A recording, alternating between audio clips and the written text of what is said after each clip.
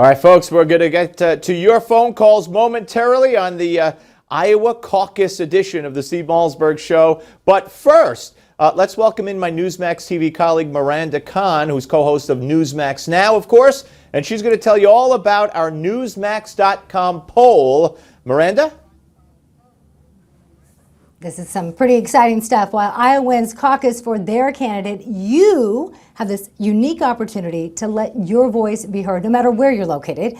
Right now, we're interested in finding out who you would prefer to be the GOP nominee. All you have to do is go to newsmaxpolls.com to cast your vote. You can also share some of your comments about the caucuses. What do you think about this system? Why do Republicans do it one way and Democrats do it another way? Let us know.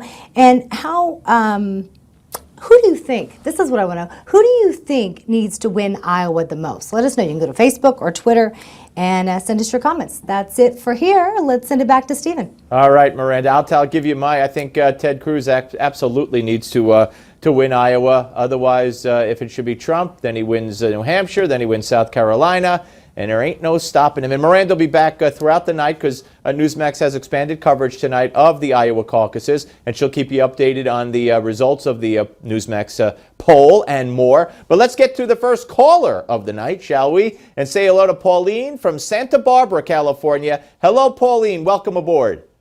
Hi, Steve. How are you this evening? Fine. Thank you for calling, Pauline. Thank you. Listen, I had a couple things I wanted to share with you. First of all, I think I'm in for Trump, and I'll tell you why. I don't watch the Kardashians. I maybe saw his show a couple of times, The Apprentice. But watching him on the campaign trail, I just find him to be honest, actually. And he's the only candidate that's talking about the issues that really need to be discussed. So that's where I'm at with him right now. When you say honest, Pauline, do you mean says what he means and is unafraid? Do you mostly mean that as Yes, I think when he came out and started talking about how he had political correctness up to his ears, right. that about building the wall and stopping illegal immigration. I think that's why so many people like him, because he's just honest and he's talking about the issues. Gotcha. Absolutely. Yeah.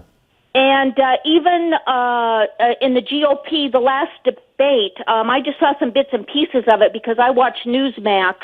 I watched his special with the veterans. Yes, that was great. With you guys, Thank you. And I thought it was great. Yep. Well, Pauline, I appreciate you weighing in, and we'll see what happens tonight. It's going to be very exciting. Keep it right here on Newsmax TV all night, and thank you. Let's go next out to Mesa, Arizona, and say hello to Doreen. Hello, Doreen. Hey, Steve, how are you? Fine, how are you? I'm doing well, actually. I just stumbled across your show a couple of weeks ago, and I got to say, very impressed.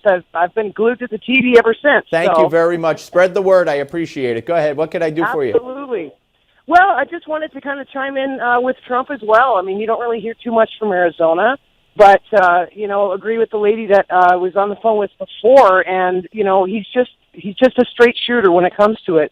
I'm a 35-year-old female, and I like that straight shooter thing. I think what people are tired of is the same old rigmarole and getting bought off by, the super PAC, and they just want somebody who's going to have a backbone, Steve. I think that's really what the whole thing is. And the political correctness. You know what? What strikes me, if Donald Trump were running against Barack Obama in 2008, he would have brought up every single thing Reverend Wright said to his face. He would have ripped him on that, so much so that I think he would have destroyed Barack Obama. But McCain said, oh, no, we can't do that. And Romney said, oh, no, we can't do that. That's what's different about Trump. Agree?